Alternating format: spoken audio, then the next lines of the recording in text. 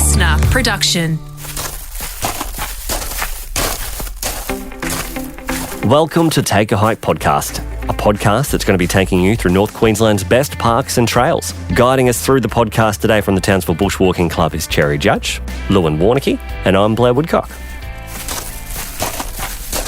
Well, it's been a couple of hot days, I guess. What have you guys been up to lately? Out on the trails? Yes, we have. Chasing waterfalls. Yeah, well, it's the perfect weather to do that, that's for sure. Riding bikes. Riding bikes. Nice breeze there. You don't even need a windy day. Actually, Diorite Falls. We were there the other week. It's beautiful up there. It is stunning. It was so lovely. How cold was that water? Did you... Oh, you didn't swim. I'm not a swimmer during the middle of the day.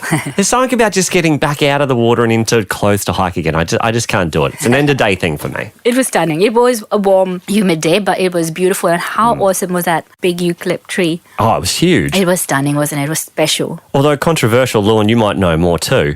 Cassowaries, are they around Paluma Lake? Yeah, they are. Okay, cool. So it was one that Arjun guy. Yeah, yes. could have seen. So he saw this big black thing. Yeah, that's probably one of them. And he was new to town. Well, he was new to Australia. Yeah. So he thought it was an ostrich. He thought it Anyway, so there you go, cassowary seen. If you haven't seen them, make sure you spend the day around Lake Paluma then. Today, going on a trail to one of the most identifiable locations worldwide, National Park Island, Hinchinbrook. Some people call it Jurassic Park, others call it Hinchinbrook. I've already given that away. You guys, I'm assuming, have done it? Yes, we have. I've done the Thorsborne trail there. Lewin's done lots of other fun Been things. on the island many times, done the Thorsborne Trail and a lot of off-track. I mean, when you think about it, when you think about iconic trails, it's only 35 kilometres or something? It's only 32 kilometres. So some of the hardcore people who do ultras can do that in a day. Yeah, Before they morning kayak tea. over from Lucinda, run the island, and then kayak back. Yeah. That is insane. Whereas others... Do it over 4 days. So the recommended 4 days, 3 nights, with stops along the way. So there are many areas to camp, designated areas, but there are 3 very popular ones. Most people, 3 to 4 days. I did it in 5 because I wanted an extra 0 day at Zoe Bay just to spend the day swimming at the falls because I don't swim and walk. You know, it makes sense. Whole day off. What are the other highlights off trail? All the summits. Mount Bowen, which is the highest. Mount Diamantina, which is iconic with a rock formation on top, the big square boulder. And Stralock, with the bomber, B24, I believe. You can't get to Stralock from the Thorsborne Trail though, can you? No. Well, you can if you're off track. Yeah. Fair call. Right, okay. Which one would be the highlight? Mount Bowen's the highest, right? Mount Bowen's the highest and the most popular. I think my highlight would be Mount Diamantina, just because of the extra challenge of the boulder on top and the gorgeous views. Where's that one? It's between mountains. It's right in the middle. You can see it from the highway as you're driving up the coast. Big square brick on top. Can you see it from Zoe Bay? I've climbed Mount Diamantina from Zoe Bay, going up one of those creeks there, so It's amazing. you might not be able to see the rock on top though. Yeah. There's heaps of photos, and I hate to be an Instagram stalker of people, but there's heaps of photos of amazing infinity pools. And obviously at the top of Zoe Bay Falls, you've got 1 or 2. But if you keep going up that creek, is that where there's just a plethora of beautiful rock pools? So up Up on the top of Zoe Bay Falls. There's plenty of rock pools there, but Yeah. not technically infinity pools where you look over. Right, yeah. When you creek hop, you're going to find surprises. That's the best part of creek walks, because you're going to come to dead ends where you have to get out of the creek. You come to dead ends because of waterfalls, essentially. And so what you find is it's just amazing. So I always say, why don't you try? If you know, especially if you know what you're doing with navigation and how to get back safely, experiment. Yeah, it'd be beautiful. If you were just sticking to the trail itself, what would be your highlight of the Thorsborne? If I was sticking to the trail, we always start from Lucinda. Then our first night's always at Little Ramsey Bay. Twice now, it's just dumb luck that we've done it on a full moon night. And sitting at the beach after, or having dinner in the dark on the beach under the full moon is just the best thing. So let me clarify. You start at Lucinda, but then you take the boat all the way up to Ramsey Bay and walk north to south. Yes, that's what we do. For those who are listening, there's a difference between Little Ramsey and Ramsey. A little difference or a big difference? Sorry. Quite a big difference. the boat stops at Ramsey, and then you walk from Ramsey to Little Ramsey. And it's a massive beach, Ramsey, whereas Little Ramsey is still pretty big, but... Yeah. That trip, as a crow flies, is not a very long walk, but there's a little detour there called Nina's Peak. It's beautiful. Actually, stopping there is a must because you can drop your bags at the base of that walk. At the saddle. Track, yeah. And just walk up with a bottle of water and go to the very top of the peak. You can gaze across into the Thumb and Mount Bowen there. Yeah, Nina Peak is one of the most spectacular, easy views. If you don't have, the guts and determination of you to get up to the top of Diamantina or Bowen, Nina Peak is easy. Funny thing is, the people who walked the island, the first couple of Europeans that walked the island, they named features after body parts. So you got like the wart, the fingers, the thumb. Wow. I had no idea.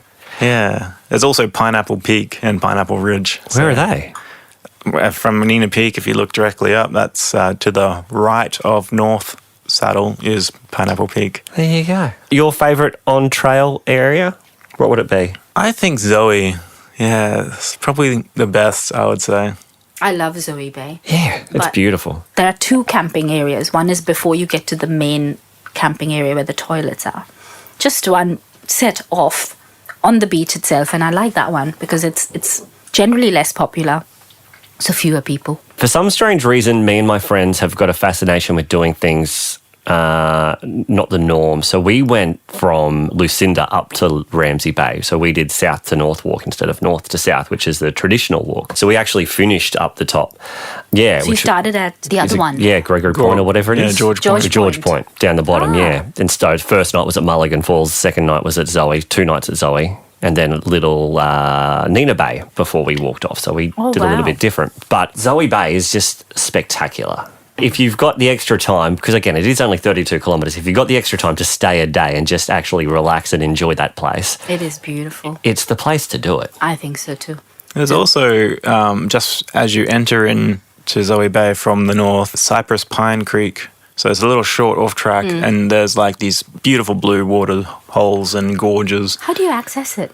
From the trail. You just walk up the creek a couple hundred metres. Oh, wow. North Zoe Creek, there's the popularised crystal clear blue water now. It's on social media. I see it. Yeah, it's just all these beautiful things are stunning. Controversial questions, but a couple of questions. If you're going on the trail, you've probably seen a number of croc warning signs across the place. I don't mean to be that person, but have you ever seen a croc on the Thorsborne Trail? Obviously, you go down the mangrove areas, you're probably going to see a lot, but on the trail itself, have you ever seen any? On the trail we haven't, but No. definitely at Zoe Bay.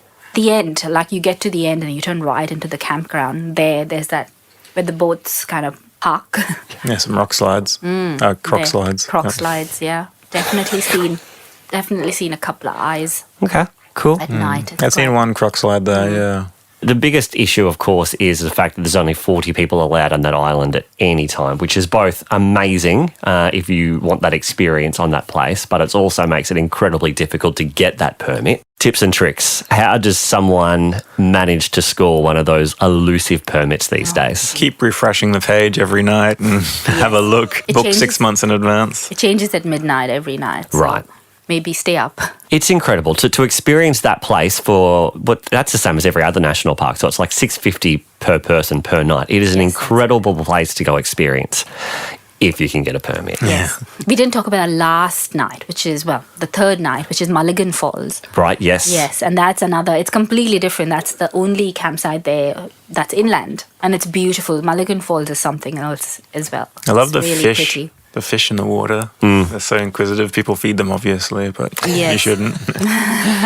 It's also one of those places where, it's not, it is remote by all means, but, the campsites are established. If you haven't done a multi-day hike before, it's probably a good place to do it because it's short, the campsites are well looked after, and it's very achievable if you haven't done one before. And for those that want a little bit more seclusion, there's like Banksia Bay and Sunken Reef Bay. The other thing I wanted to just mention is bad habits. One of those leave no trace things again. A lot of people go there and they start fires because they see other people, they see little black charred bits and they think, fires are allowed. But actually it's a national park and fires are not allowed anywhere on that island. And people light campfires and they take photos of it and share it on social media. And unfortunately, people watching that think, "Ooh, I'm going to go. I want that exact picture for me." So they go and then they light fires, and it's actually just decimating the bush there because they go hunting for firewood. That should just be left alone. So don't light fires on Hinchinbrook. Otherwise, a compliance officer from QPWS might be in contact. And imagine if a fire did get out there. That's untouched. All the information, if you want to go do Thorsborne, is up on the Queensland Parks and Wildlife Services website. You can book, you can find out more, get the maps, everything you need. Guys, until next time, stay safe on the trails. Happy hiking. Happy hiking.